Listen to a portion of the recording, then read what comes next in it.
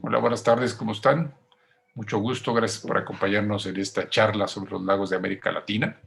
Mi nombre es Alejandro Juárez, soy director del Instituto Corazón de la Tierra y miembro del Comité Científico del Comité Internacional de Ambientes Lacustres, o ILEC, por sus siglas en inglés. Voy en este momento a activar la presentación para poder compartir con ustedes esta charla. Y mientras esta situación se activa, bueno, ya está por aquí. Vamos a revisar en este momento estas imágenes que tengo como respaldo. Bien, los lagos de América Latina. Estamos hablando de una diversidad impresionante, estamos hablando de decenas de miles de lagos de cuerpos lacustres con características muy diferentes en términos de su origen. Algunos son de origen volcánico, otros fueron consecuencia de acomodos de la corteza terrestre, unos más fueron una combinación de las mismas. Algunos son lagos de gran altitud, como el lago Titicaca que estamos viendo. De tamaño, por supuesto, el Titicaca también es el más grande. Y además también hay grandes diferencias en cuanto a profundidad. Tenemos lagos que tienen más de 220 metros de profundidad y lagos que están en 1,5 metros o 2 metros. Todo esto los hace muy distintos, los hace muy cambiantes en términos del tipo de vida que albergan y también las dinámicas y la forma en que funcionan y se defienden, porque los lagos también se defienden, es muy, muy distinta. El lago Cocibolca, por ejemplo, que se encuentra en Nicaragua y está justo en el medio entre el Canal de Panamá, entre la parte del Atlántico y el Pacífico, tiene entre sus peculiaridades que alberga tiburones, nada más y nada menos. Tiburones que acabaron entrando justamente por el contacto con la masa oceánica y que se quedaron ya en este lago como parte de sus habitantes. El lago Fuquene, en Colombia, un lago relativamente poco profundo, 2 metros en promedio, que a pesar de su poca profundidad es extremadamente importante para centenares de especies de aves que habitan en la misma, que encuentran ahí refugio y un espacio de alimentación y en algunos casos de cría para sus polluelos. Y la laguna Bacalar, en México, un lugar impresionante, uno de los lugares más hermosos del planeta, denominado también la Laguna de Siete Colores por las diferentes tonalidades del agua, y que extrañamente el agua que alimenta este lago es un agua de cenotes, que significa que los cenotes, como ustedes saben, es agua que corre de forma subterránea y sin embargo hay un punto, varios puntos en realidad, que en donde esta agua aflora y conforma y crean lo que viene siendo la laguna. Parte de la situación de los colores tiene que ver con la carga mineral que justamente tiene esta agua. Los lagos son extremadamente importantes. ¿Por qué son importantes? Obviamente por el asunto del agua, pero esto representa muchas cosas de las cuales vamos a platicar un poco más adelante. El 90% del agua dulce disponible en América Latina está en lagos y empresas, habría que hacer la aclaración. Sin embargo, los lagos de por sí han fungido con esta importantísima función desde hace decenas de miles de años, cientos de miles de años. Es importante también aclarar que aquí en América Latina tenemos un puñado de los llamados lagos antiguos, lagos que tienen más de 1 millón de años funcionando en términos ecológicos, ecosistémicos, y eso los hace una maravilla porque los lagos normalmente no sobreviven más de 200 o 250 mil años. Digamos, tiene que ver con los procesos de formación de lagos y con el hecho de que al estar en una parte baja, cuando el agua entra, el agua también arrastra sedimentos y poco a poco van desapareciendo los lagos para convertirse en pantanos, marismas, etcétera, etcétera. Por lo tanto, un lago que vive más de 1 millón de años es una anomalía en muchos sentidos y aquí en América Latina tenemos varios. De hecho, en la imagen justamente estamos viendo el lago Chapala, uno de estos. El lago Chapala tiene casi 7 millones de años, de acuerdo a diferentes estudios geológicos que se han realizado. Los lagos, es importante mencionar, proveen una serie de servicios que no son únicamente el tema del agua. El agua es central, por supuesto, para el consumo humano, para la producción de alimentos, para la producción de tipo industrial, etcétera, etcétera, generación de electricidad. Pero los lagos también ayudan a regular el clima de una región. ¿Cómo es esto? Pues a través de la evaporación. Cuando el sol toca el agua y se genera un proceso de evaporación, la evaporación ayuda a reducir lo que viene siendo la temperatura alrededor y también aumenta el nivel de humedad en la misma. Esto significa que muchos de los bosques que se encuentran alrededor de los lagos en realidad dependen del agua. ¿Por qué? Porque el agua está generando condiciones para que estos cuerpos forestales se mantengan y a su vez los cuerpos forestales captan agua y la infiltran y la mandan de manera superficial al lago, con lo cual se genera una unidad interesantísima en donde todo depende de todo. Los lagos también capturan carbono. Todo el mundo tiende a pensar que la captura del carbono de la atmósfera, que es un problema ahorita con esta circunstancia del cambio climático, del calentamiento global, se hace por parte de los bosques. Y sí, por supuesto que ocurre ahí, pero los lagos también cumplen una función en este sentido. Y una parte importante del carbono que captan se queda, digamos, en el cuerpo de las plantas, de la vegetación acuática, de las algas, pero también una parte es capturada y se va como sedimento al fondo de los lagos.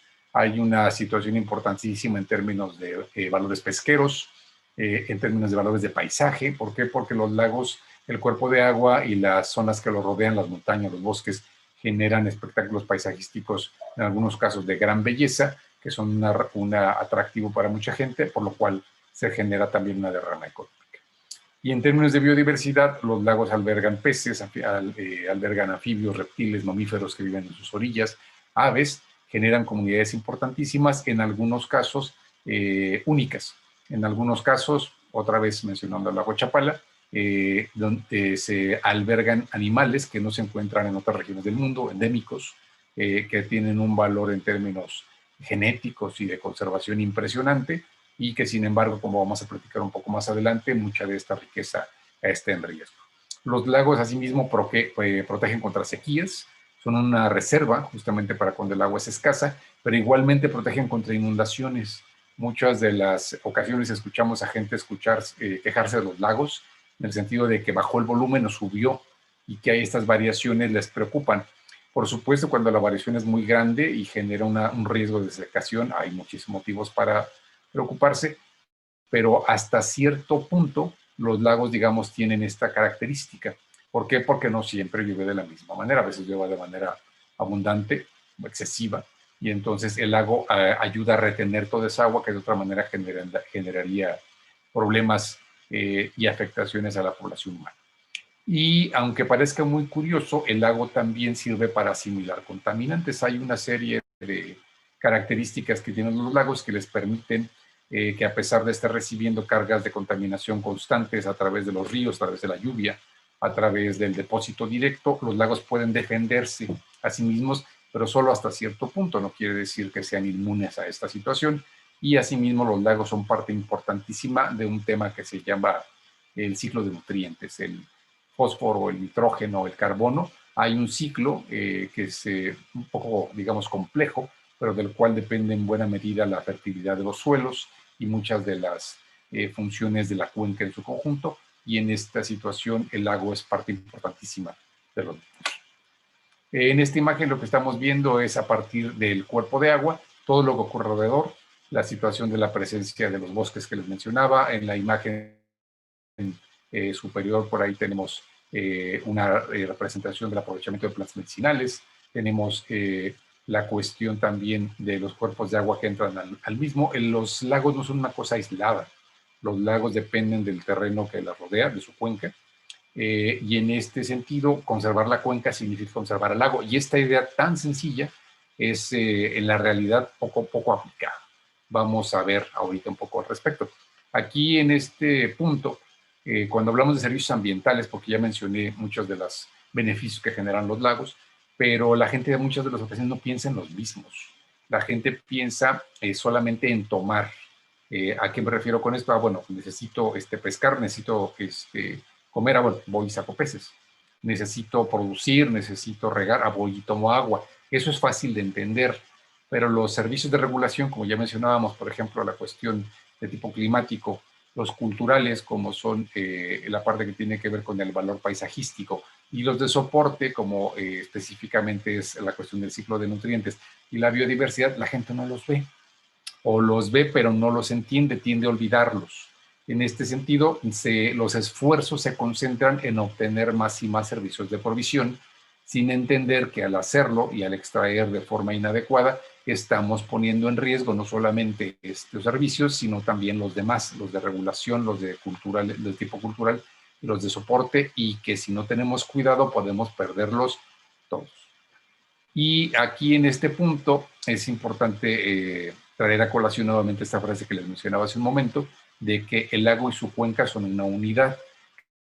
¿Qué es una cuenca? Para empezar, porque el término probablemente ya ustedes lo han escuchado, pero la cuenca es el espacio territorial, el espacio terrestre, en donde se capta lluvia, se capta agua, que acaba escurriendo y concentrándose en un cuerpo de agua en la parte baja, el lago como tal, y entonces todo este espacio territorial donde el agua escurre y baja, eso es una cuenca. Es el femenino de cuenco, y eso es fácil de entender.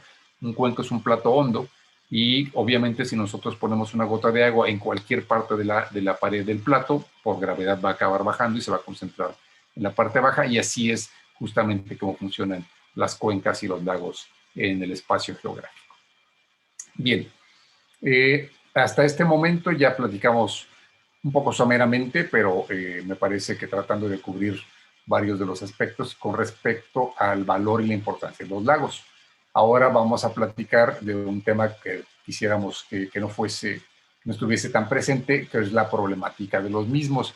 Y los lagos de América Latina enfrentan problemas muy severos. Desde el riesgo de desecación, de que simple y sencillamente dejen de tener suficiente agua para estar presentes, la cuestión de las invasiones al cuerpo de agua, gente, grupos, sectores que tratan de ganarle terreno al agua y lo van rellenando poco a poco, en algunas ocasiones como una circunstancia de invasiones hormiga, pero que cuando se acumulan generan la pérdida de grandes superficies, y en algunas otras ocasiones invasiones hechas y derechas por instituciones tanto privadas y en algunas ocasiones de gobierno, con la idea de hacer procesos de un desarrollo mal entendido.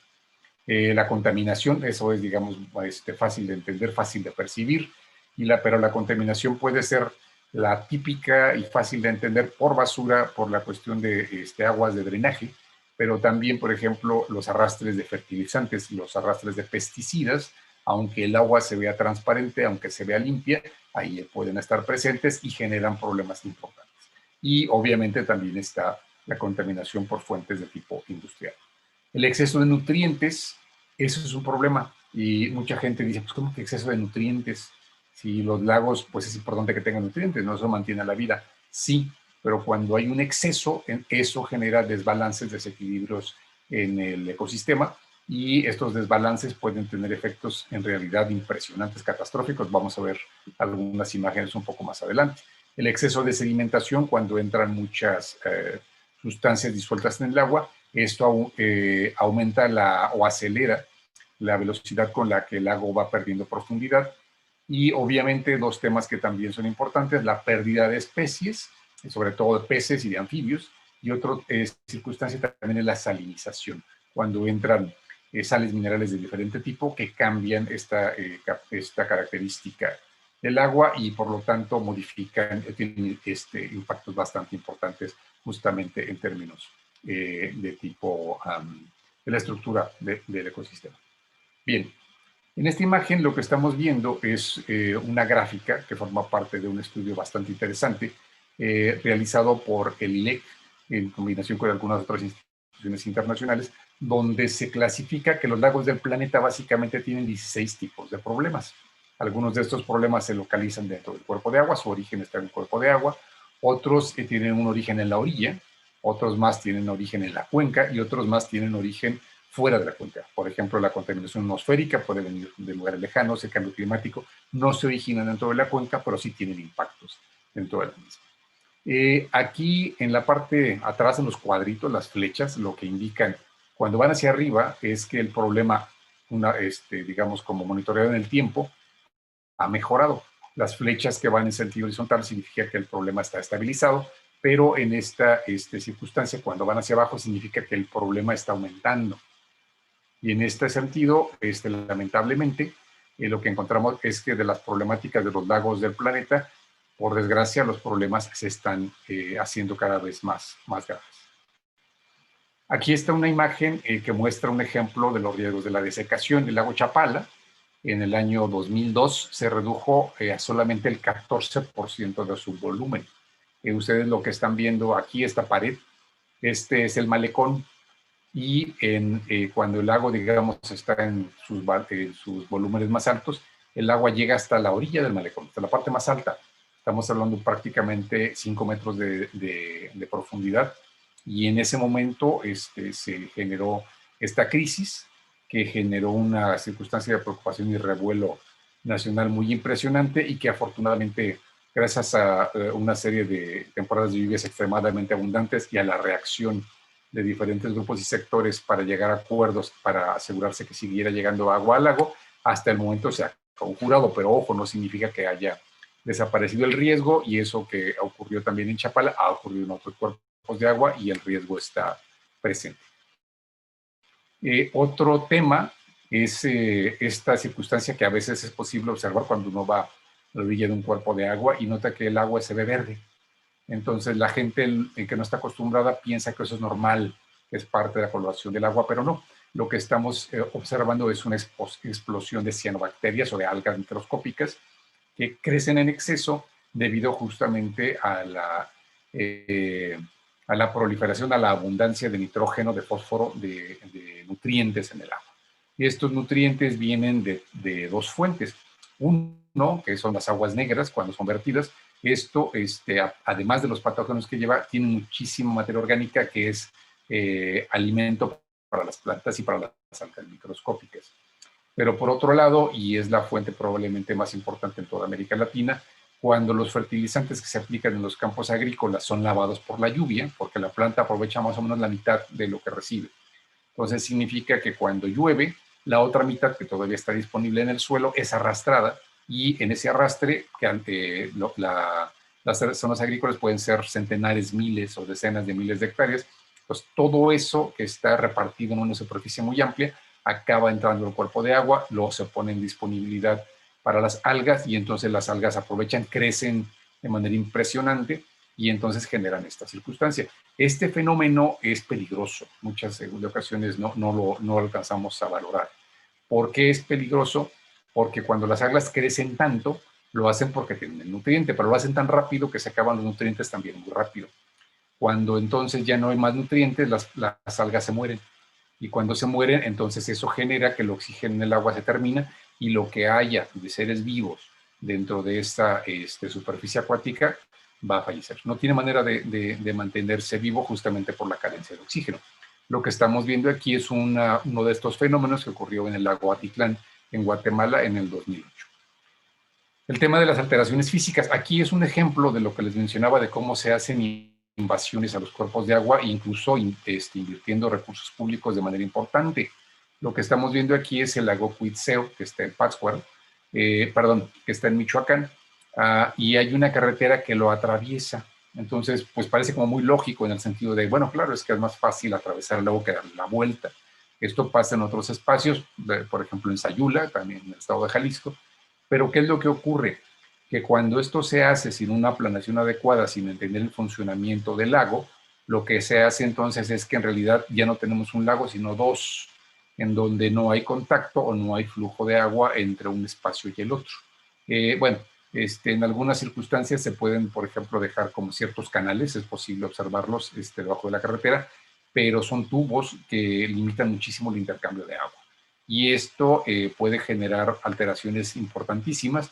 ¿Por qué? Porque se modifican las corrientes, porque se modifica la capacidad del agua de oxigenarse, lo cual afecta a todos los seres vivos que encuentran dentro de la misma, y porque además facilita la proliferación de plantas acuáticas. Y las plantas acuáticas, que son muy importantes en muchos sentidos, son uno de los componentes que generan balance en el ecosistema. Cuando están de manera excesiva, a su vez generan una serie de alteraciones. Entonces, las actividades que invaden el cuerpo de agua sin realizarse de manera adecuada son un problema también bastante importante. Las especies invasoras. Cuando vamos a un cuerpo de agua lacustre y queremos comer un pez, muchas de las ocasiones nos sirven alguno de estos dos que estamos mostrando, que es la tilapia o la lobina negra. A la gente les encantan, por supuesto el sabor es rico, es más común de hecho la cuestión de la tilapia.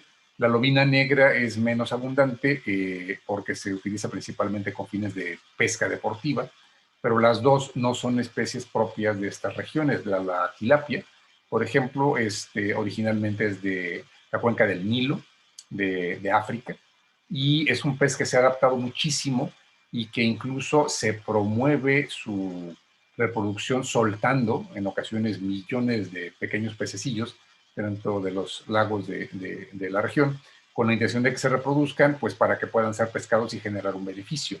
Lo que no se ha tomado en cuenta, y es impresionante el nivel de falta de información para esta toma de decisiones, es que estos peces van a desplazar a los peces nativos.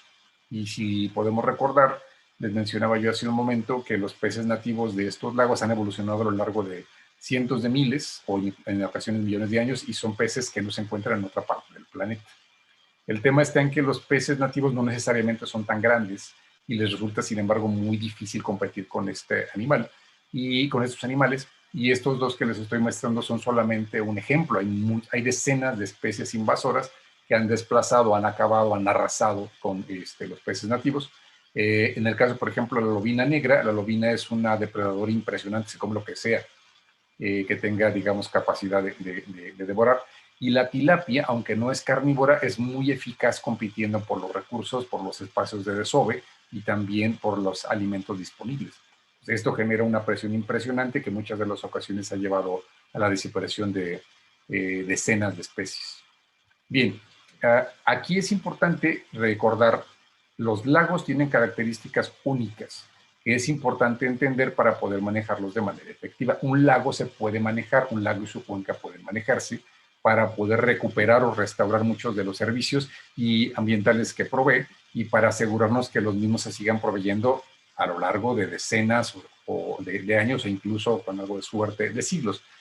Aquí muestro el logotipo del ILEC, the International Lake Environmental Committee Foundation, justamente que es una institución dedicada exclusivamente al conocimiento, a la investigación y a la conservación de estos cuerpos en diferentes partes del planeta, porque las características que les voy a mencionar fueron definidas específicamente por esta importantísima organización. Son tres características. La primera es la naturaleza integrada de los lagos y sus cuencas. ¿Qué significa esto? Que todo se relaciona. Cualquier circunstancia que afecte de una forma u otra, positiva o negativa, la cuenca tiene efectos en el cuerpo de agua, tiene efectos en el lago. Los aspectos en este sentido son prácticamente inseparables. Y bueno, aprovechando, les menciono la imagen que estamos viendo. Son las lagunas de Montebello que están entre Guatemala y México. La segunda característica es muy sencilla de explicar y sin embargo las repercusiones que tiene son impresionantes. Su tiempo de retención muy largo, que significa que una gota de agua que entra a un lago puede pasar años hasta que salga del mismo. ¿Por qué? Porque el agua se mueve con mucha lentitud dentro del cuerpo lacustre. Esto, en términos de manejo, ¿qué significa? Que los problemas pueden tardar muchísimo en manifestarse. ¿Por qué? Porque como el agua se mueve con tanta lentitud, los contaminantes y los sedimentos y muchas otras cosas también lo hacen de la misma manera. Pero sin embargo, cuando los problemas se manifiestan, lo hacen de manera muy rápida y la gente muchas veces se sorprende, por ejemplo, de decir, ¿sabes qué? Este lago, pues de repente se contaminó, como de la nada. Y no, o sea, la contaminación se puede generar a lo largo literalmente de décadas y cuando se manifiesta, sin embargo, lo hace de manera muy rápida. En este sentido, también cuando hay una decisión de empezar a hacer acciones de restauración o de manejo, de recuperación de algunas características del lago, las acciones pueden tardar mucho tiempo en reflejar resultados, lo cual puede ser muy desesperante para el público y también para las instituciones que apoyan estos cambios, porque se hace trabajo y sin embargo parece que los resultados no se observan. Por lo tanto, es importante entender que esta característica del lago no va a cambiar y no va a acelerarse por más, digamos, recursos económicos que se le puedan invertir a una situación de esta naturaleza. Lo que estamos viendo aquí es un área importantísima en Brasil, el área de Pantanal. Y la tercera característica es que las dinámicas de respuesta del lago, de la estructura del lago como ecosistema son muy complejas. Una acción de disturbio puede generar resultados inesperadísimos y en otros sentidos, por ejemplo, acciones de manejo o de restauración pueden producir igual resultados que nadie vio venir, tanto positivos como negativos. ¿Por qué? Porque lo que pasa dentro del lago es complejísimo. Tenemos que estar hablando de la temperatura, de las corrientes, de la cantidad de algas presentes, de si las algas presentes son de ciertas especies o de otras, de la cantidad de peces que se alimentan de estas algas, de la capacidad que tienen la comunidad de aves de alimentarse a su vez de estos peces, o si se prefieren alimentarse de uno sobre otro. Es muy, muy, muy, muy complejo. Pues es imposible adivinar o prever o predecir por completo qué es lo que va a ocurrir. Ojo, esto no quiere decir que no se pueda hacer manejo, ya hay lecciones aprendidas en muchos sentidos, pero lo que quiere decir es que es imposible predecir todo al 100%. En nuestra región hay una situación de crecientes conflictos por el agua, agudizada por los procesos de cambio climático, por las demandas poblacionales, por la circunstancia de la lucha, digamos, entre diferentes sectores del agua, entre el agua, por ejemplo, para la producción de alimentos o de bebidas, el agua para consumo humano, el agua industrial, etcétera, etcétera. Y estos conflictos, por desgracia, están tendiendo a agudizarse porque de por sí ya estaban, pero cuando el recurso se hace más escaso, entonces los conflictos escalan. Esto lo menciono porque en esta lógica es doblemente importante justamente en la conservación de los lagos e incluso de los reservorios artificiales de los lagos, y presas. Pero hay que entender que aunque tienen características similares, también son muy distintos. Y aquí es importantísimo mencionar que crear presas no es una política muy acertada en muchos sentidos. ¿Por qué? Porque normalmente las presas lo que hacen es que detienen el flujo de agua de los ríos. Y los ríos también forman parte importante de la cuenca y de los ecosistemas que funcionan dentro de la misma. Al interrumpir el paso o el movimiento de un río, vamos a generar efectos que pueden tener repercusiones, como ya mencionaba, imposibles de predecir en un primer momento. Estas lecciones aprendidas de qué es conveniente hacer para el manejo de un lago y qué resultados podemos esperar en términos generales de lo mismo, se están resumiendo en una situación, en una plataforma internacional que se ha estado construyendo desde el año 2000, que es el manejo integral de cuenca lacustre. Yo tengo el gusto de estar participando dentro de la misma y afortunadamente he podido hacer algunas aportaciones valiosas a la misma. Por sus siglas en inglés es ILDM y es una de las estructuras de manejo más importantes, la cual también fue creada por el ILEC. Este ILDM surgió originalmente del estudio de 28 casos de diferentes lagos y sus cuencas en diferentes partes del planeta. Aquí aparece el listado, en el cual están incluidos 3 de América Latina, el lago Cocibolco, Nicaragua, que ya había mencionado, el Titicaca e igualmente el Tucuruí. Y un aspecto fundamental es que el lago no se maneja solo. El lago depende, para bien o para mal, de las personas que habitan en la cuenca y que utilizan este territorio y a su vez que utilizan el lago. Esto lo que requiere entonces es un fortalecimiento y un mejoramiento de la gobernanza ambiental. La gobernanza ambiental dentro de la plataforma ILBM se entiende que está conformada por 6 componentes, que son las instituciones, la información disponible, tanto de tipo científico como de tipo tradicional, las políticas de manejo, esto es toda la normatividad que existe, pero también los proyectos y programas para utilizar el territorio, la participación de los diferentes grupos y sectores, el nivel de financiamiento disponible y la efectividad del mismo, y asimismo la tecnología que se utiliza y también qué tan factible es de reproducir cuando es la tecnología adecuada para poder hacer un manejo correcto.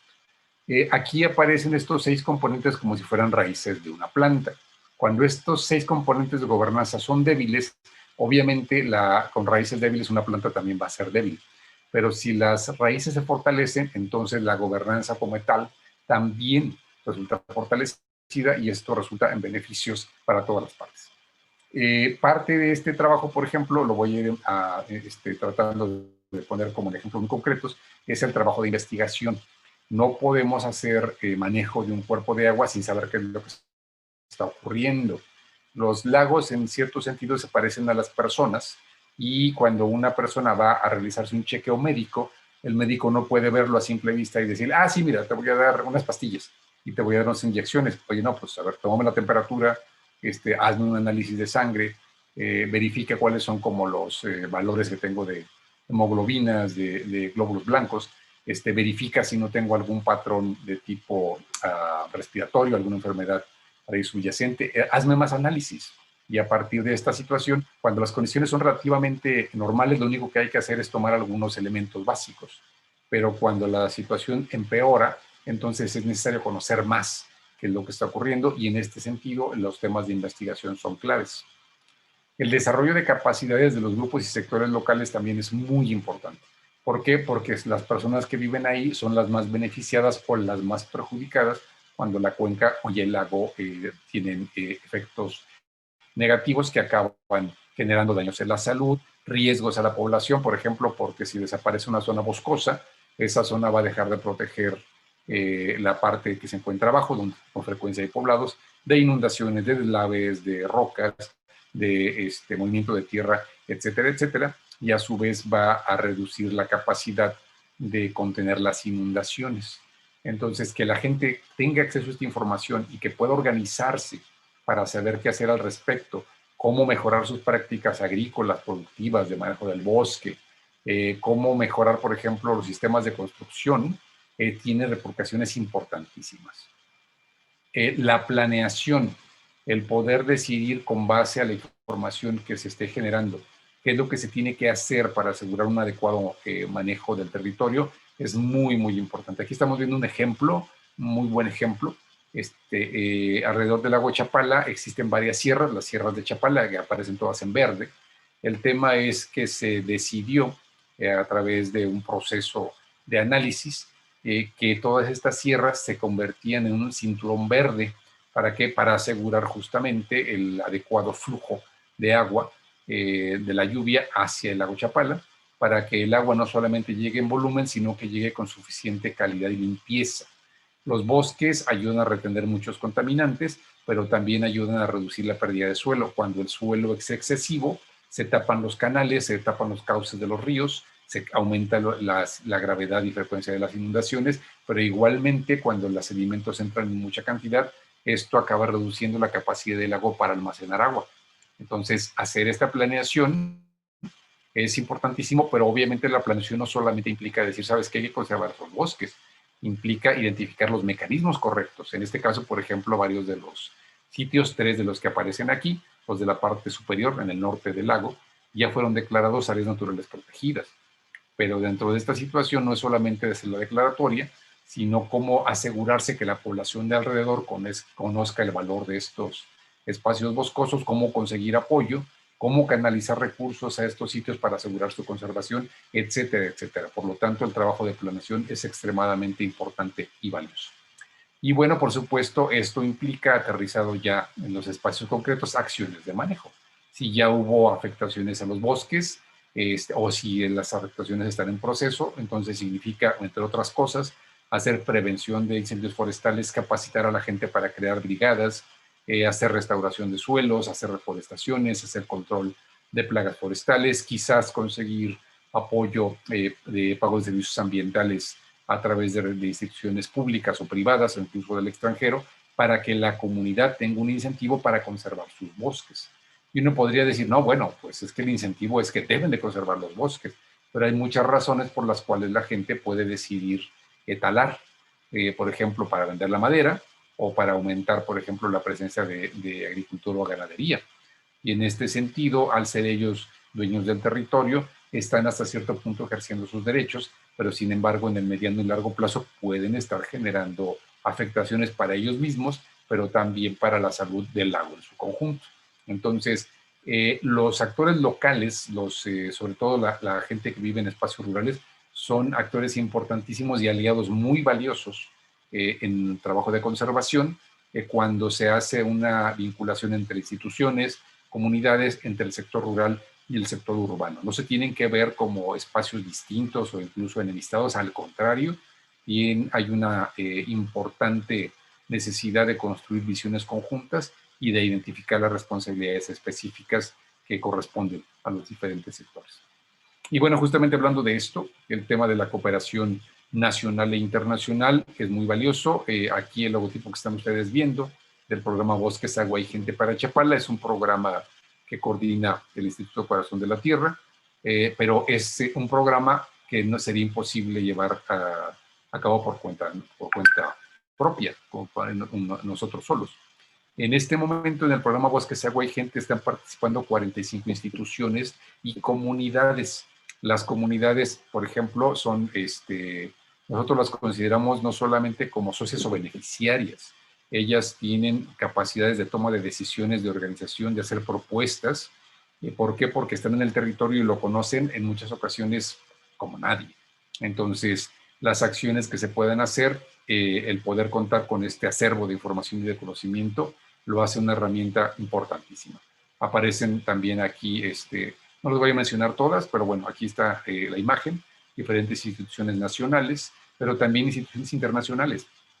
¿Por qué? Porque en este momento la conservación de lagos, la conservación de cuencas, es una prioridad a nivel planetaria por los procesos de cambio climático que estamos enfrentando, por la importancia del valor de la conservación de la biodiversidad y por una serie de cuestiones de tipo biocultural y de diferentes aspectos que es, la verdad, un poco largo de detallar. Pero, por ejemplo, aquí hemos tenido la oportunidad de trabajar en colaboración con el gobierno alemán a través del GIZ, también con el BMZ. Los nombres están además un poco largos, pero básicamente es una agencia de cooperación para el desarrollo. Hemos también contado con la participación del Servicio Forestal de Estados Unidos, del propio ILEC, entre otras instituciones. Aquí aparecen únicamente algunas como ejemplo.